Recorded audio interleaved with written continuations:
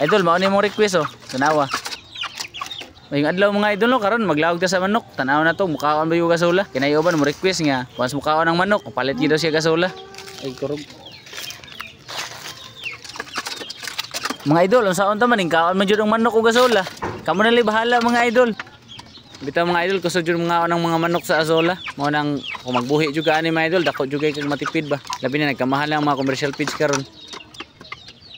Ana kanindot mo gud pod sa azola mga idol, kay taas siya og protein content, og amino acids, vitamins and minerals, ug mura gihapon kagalaw og mga commercial feeds.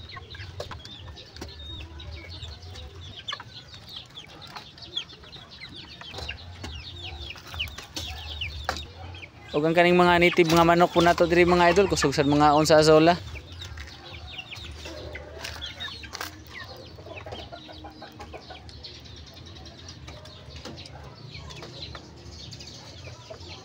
Ug bisan kaning 3 weeks old nga itik, kusog pud mo kaon sa azola.